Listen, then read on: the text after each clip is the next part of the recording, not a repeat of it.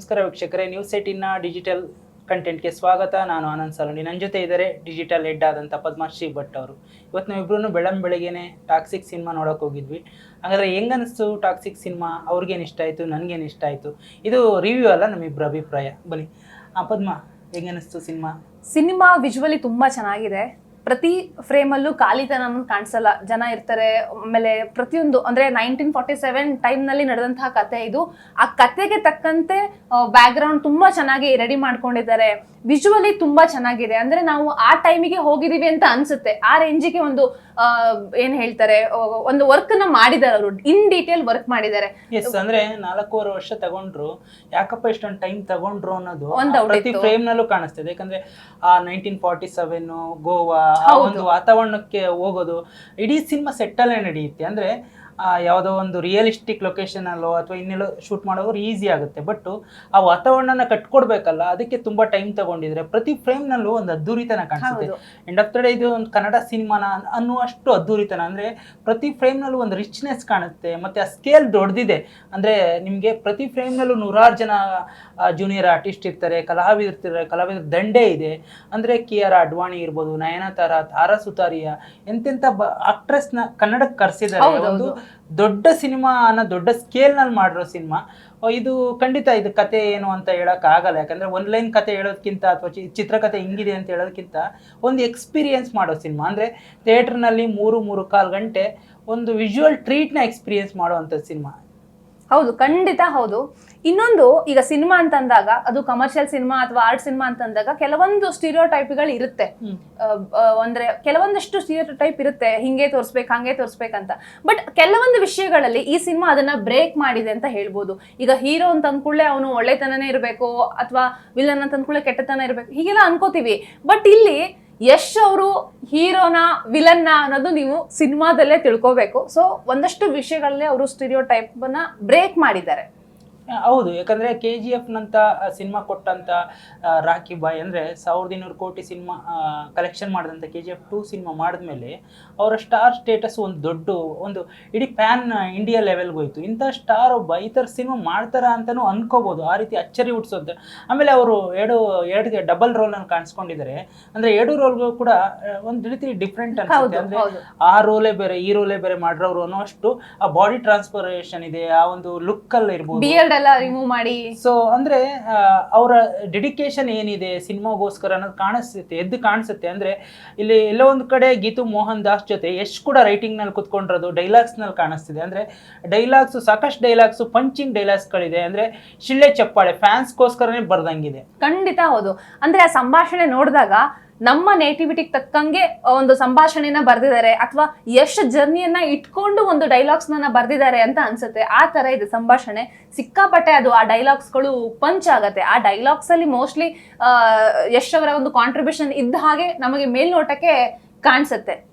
ಅಂದ್ರೆ ಇಲ್ಲಿ ಗೀತು ಮೋಹನ್ ದಾಸ್ ಡೈರೆಕ್ಷನ್ ಚೆನ್ನಾಗಿದೆ. ಅಂದ್ರೆ ಎಲ್ಲೋ ಒಂದು ಕಡೆ ಈ ಸಿನಿಮಾ ಟೀಸರ್ ಅದೆಲ್ಲ ನೋಡಿದಾಗ ಬರೀ ಗ್ಲಾಮರ್ ಇರ್ಬೋದು ಅಥವಾ ಬರೀ ಹೊಡೆದಾಟ ಇರ್ಬೋದು, ಬರೀ ಬ್ಲಡ್ ಇರ್ಬೋದು ಅಂತ ಅನಿಸ್ತಿತ್ತು. ಬಟ್ ಇಲ್ಲೊಂದು ಎಮೋಷನ್ಸ್ ಇದೆ. ಅಂದರೆ ಒಂದು ಕಡೆ ಅಪ್ಪ ಮಗನ ಎಮೋಷನ್ಸ್ ಇದೆ, ಇನ್ನೊಂದು ಕಡೆ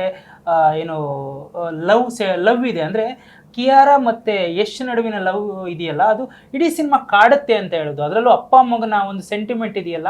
ಯಶ್ ಅವರು ಒಂದು ಕಡೆ KGF ಅಲ್ಲಿ ಅಮ್ಮ ಮಗನ ಸೆಂಟಿಮೆಂಟ್ನ ತಂದಿರು, ಇಲ್ಲಿ ಅಪ್ಪ ಮಗನ ಸೆಂಟಿಮೆಂಟು ನಿಮ್ಮನ್ನು ಥಿಯೇಟ್ರಿಂದ ಆಚೆ ಬಂದಮೇಲೆ ಒಂದು ರೀತಿ ನಿಮ್ಮನ್ನು ಒಂದು ಭ್ರಮಾಲೋಕದಲ್ಲಿ ಅಥವಾ ನಿಮ್ಮದೇ ಆದ ಒಂದು ಲೋಕದಲ್ಲಿ ಯಾವುದು ಸರಿ ಯಾವ್ದು ತಪ್ಪು ಅನ್ನೋ ಅಂತ ಒಂದು ಗೊಂದಲಕ್ಕೂ ಕೂಡ ಉಂಟು ಮಾಡುವಂಥ ಒಂದು ಎಮೋಷ್ನಲ್ ಜರ್ನಿ ಅಂತ ಹೇಳ್ಬೋದು. ಹೌದು.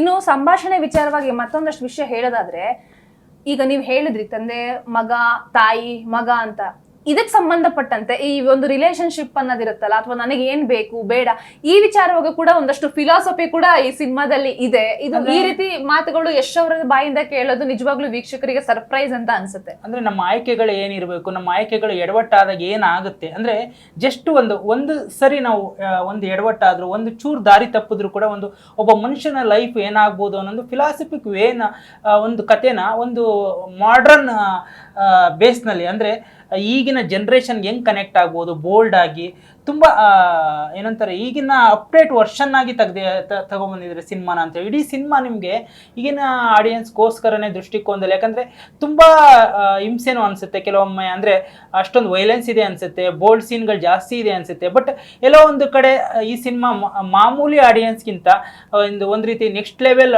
ನೆಕ್ಸ್ಟ್ ಜನರೇಷನ್ ಆಡಿಯನ್ಸ್ಗೋಸ್ಕರ ಮಾಡ್ದಂತ ಅನ್ಸುತ್ತೆ. ಹೌದು, ಖಂಡಿತ ಹೌದು.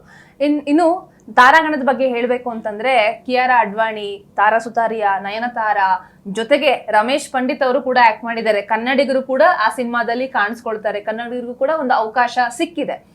ಕಿಯಾರಾ ಅಡ್ವಾಣಿ ನಾವು ಈ ಹಿಂದೆ ಅವರ ಬಾಲಿವುಡ್ ಸಿನಿಮಾ ಇರ್ಬೋದು, ತೆಲುಗು ಸಿನಿಮಾ ನೋಡ್ಬೇಕಾದ್ರೆ ಕಮರ್ಷಿಯಲ್ ಸಿನಿಮಾಗಳಲ್ಲೇ ಅವ್ರು ಕಾಣಿಸ್ಕೊಂಡಿದ್ದು ಜಾಸ್ತಿ, ಜೊತೆಗೆ ರೊಮ್ಯಾಂಟಿಕ್ ಅಂದ್ರೆ ಒಂದು ಲವ್ ಕಾಮಿಡಿ ಒಂದು ಸಿನಿಮಾಗಳಲ್ಲಿ ಕಾಣಿಸ್ಕೊಂಡಿದ್ದು ಜಾಸ್ತಿ.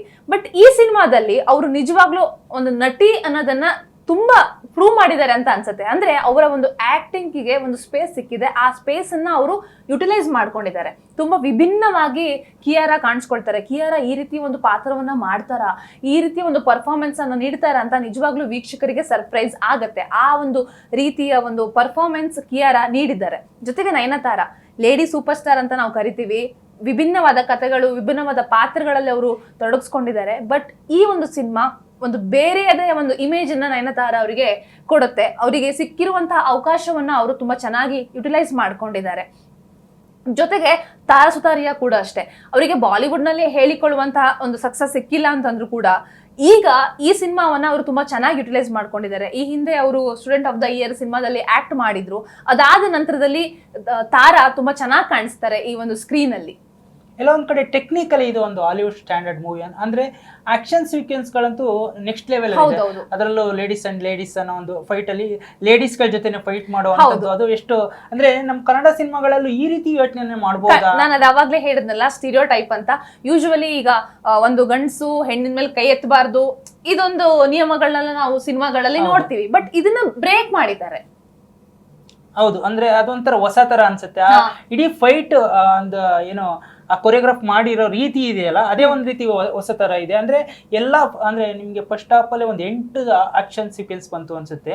ಬಟ್ ಅಷ್ಟನ್ನು ಕೂಡ ಬೇರೆ ಬೇರೆ ತರ, ಅಂದ್ರೆ ಹೊಸ ತರದಲ್ಲಿ, ಅಂದ್ರೆ ಆಡಿಯನ್ಸ್ಗೆ ಎಲ್ಲೂ ಬೋರ್ ಆಗದಂಗೆ ಒಂದು ರೀತಿ ಡಿಫ್ರೆಂಟ್ ಆಗಿ ಕಂಪೋಸ್ ಮಾಡಿದ್ದಾರೆ. ಹೌದು, ಖಂಡಿತ ಹೌದು. ಇನ್ನು ಕೆಲವೊಂದು ಸಲ ಈ ಒಂದು ಸಿನಿಮಾವನ್ನ ನೋಡಿದಾಗ ನಿಜ ನೀವು ಮೊದಲೇ ಹೇಳ್ದಂಗೆ ಇಷ್ಟೊಂದು ಹಿಂಸೆ ಅಥವಾ ಇಷ್ಟೊಂದು ವೈಲೆನ್ಸ್ ಬೇಕಿತ್ತಾ ಅನ್ನೋಂಥ ಪ್ರಶ್ನೆಗಳು ಮೂಡುತ್ತೆ. ಸ್ಕ್ರೀನು ಅಥವಾ ಏನ್ ಹೇಳ್ತಾರೆ ಚಿತ್ರಕಥೆ ಬೇಡಿದ್ರಿಂದ ಮೋಸ್ಟ್ಲಿ ಆ ರೀತಿ ಸೀನ್ಗಳನ್ನ ಇಟ್ಟಿರಬಹುದೇನೋ. ಹೌದು, ಯಾಕಂದ್ರೆ ಅದು ಒಂದು ಅಂಡರ್ ವರ್ಲ್ಡ್ ಬ್ಯಾಕ್ ಟ್ರಾಪ್ ನಲ್ಲಿ 1947 ಬ್ಯಾಕ್ ಟ್ರಾಪ್ ನಲ್ಲಿ ನಡೆಯುವಂತ ಒಂದು ಕತೆ ಇರೋದು. ಮತ್ತೆ ಇಡೀ ಸಿನಿಮಾದಲ್ಲಿ ಒಂದು ಪಾತ್ರ, ಹೀರೋ ಪಾತ್ರನೇ ಒಂದು ಮೃಗದ ರೀತಿಯ ಪಾತ್ರ. ಸೊ ಅಂತ ಪಾತ್ರನ ಇಟ್ಕೊಂಡಾಗ ಹಿಂಸೆನ ತೋರಿಸಲೇಬೇಕಾಗುತ್ತೆ. ಯಾಕಂದ್ರೆ ಹಿಟ್ಲರ್ನ ಒಂದು ಸಿನಿಮಾ, ಹಿಟ್ಲರ್ ಬಗ್ಗೆ ಒಂದು ಸಿನಿಮಾ ಮಾಡಿದಾಗ ನಾವು ಹಿಂಸೆ ಇಲ್ಲದೆ ಸಿನಿಮಾ ಮಾಡಕ್ ಸಾಧ್ಯನೇ ಇಲ್ಲ. ಸೊ ಹಂಗಾಗಿ ಸಿನಿಮಾದ ಕತೆಗೋಸ್ಕರ ಏನ್ ಬೇಕು ಆ ಹಿಂಸೆ, ಆ ವೈಲೆನ್ಸ್, ಆ ಬೋಲ್ಡ್ ಅಟೆಂಪ್ಟ್ ಇದೆ. ನಿಜಕ್ಕೂ ಯಶ್ ಅವರು ಒಂದು ಗ್ರೇಟ್ ಅನ್ಸ್ಬೋದು. ಯಾಕಂದ್ರೆ ತಮ್ಮ ಪಾತ್ರದ ಜೊತೆಗೆ ನಯನತಾರ ಅವರ ಪಾತ್ರಕ್ಕೂ ಕೂಡ ಅಷ್ಟೇ ಸ್ಕ್ರೀನ್ ಸ್ಪೇಸ್ ಇದೆ ಮತ್ತೆ ಸ್ಕೋಪ್ ಇದೆ.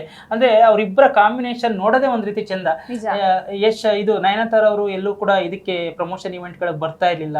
ಟಾಕ್ಸಿಕ್ ಬಂದಾಗ ಏನು ಅಂತ ಎಲ್ಲರೂ ಅಚ್ಚರಿಯಾಗಿದ್ರು. ಮೋಸ್ಟ್ಲಿ ಅವ್ರ ಸಿನಿಮಾ ನೋಡಿದ್ಮೇಲೆ ನನ್ಗೆ ಇಂಥದ್ದೊಂದು ಒಳ್ಳೆ ಪಾತ್ರ, ಇಂಥದ್ದೊಂದು ಸ್ಕೋಪ್ ಕೊಟ್ಟಿದ್ದಾರೆ ಅನ್ನೋ ಕಾರಣಕ್ಕೆ ಬಂದಿರ್ಬೋದು. ಅಥವಾ ಯಶ್ ಅವರ ಡೆಡಿಕೇಶನ್ ಸಿನಿಮಾದಲ್ಲಿ ಅಷ್ಟರ ಮಟ್ಟಿಗೆ ಯಶ್ ಅವರ ಡೆಡಿಕೇಶನ್ ಎದ್ದು ಕಾಣಿಸುತ್ತೆ. ಅಂದ್ರೆ ಅವ್ರ ಆಕ್ಟಿಂಗ್ ನೆಕ್ಸ್ಟ್ ಲೆವೆಲ್ ಇದೆ. ಅದರಲ್ಲೂ ಅಪ್ಪ ಮಗನ ನಡುವಿನ ಸೀಕ್ವೆನ್ಸ್ಗಳಿರ್ಬೋದು, ಅವರ ಎಮೋಷನ್ಸ್ ಇರ್ಬೋದು, ಮತ್ತೆ ಅದನ್ನ ಹೇಳಕ್ ಹೋಗ್ಬಾರ್ದು, ಯಾಕಂದ್ರೆ ಸಿನಿಮಾ ನೋಡಿನೇ ಇರ್ಬೇಕು. ಬಟ್ ಯಶ್ ಅವರ ಎಕ್ಸ್ಪ್ರೆಷನ್ ಇರ್ಬೋದು, ಆ ಡೈಲಾಗ್ ಡೆಲಿವರಿ, ಅವ್ರ ಬಾಡಿ ಲ್ಯಾಂಗ್ವೇಜು, ಅವರ ಆ ಗತ್ತು ಎಲ್ಲ ನೆಕ್ಸ್ಟ್ ಲೆವೆಲ್ ಅಲ್ಲಿ ಇದೆ. ನಿಜ KGF 2 ಆದ್ಮೇಲೆ 4 ವರ್ಷ ಆದ್ಮೇಲೆ ಯಶನ್ನ ನೋಡ್ತಿರೋದು ನಿಜಕ್ಕೂ ಒಂದು ಹೊಸ ಎಕ್ಸ್ಪೀರಿಯನ್ಸ್ ಅನ್ಸುತ್ತೆ.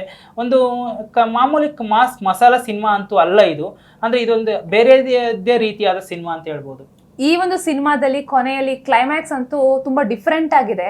ಅದು ಏನು ಅನ್ನೋದನ್ನ ನೀವು ಸಿನಿಮಾ ನೋಡೇ ತಿಳ್ಕೊಳ್ಬೇಕು. ವಿಜುವಲಿ ತುಂಬಾ ಚೆನ್ನಾಗಿದೆ.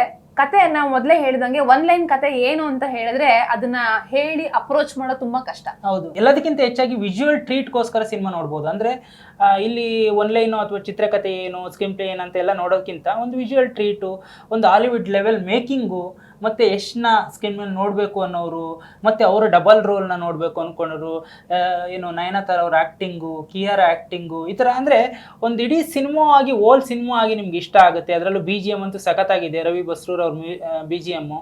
ಸೊ ತಬಾಯಿ ಸಾಂಗ್ ಅಂತೂ ನಿಮ್ಮನ್ನು ಥಿಯೇಟ್ರಿಂದ ಆಚೆ ಬಂದ ಮೇಲೂ ಕಾಡುತ್ತೆ ಅಂತ ಹೇಳ್ಬೋದು.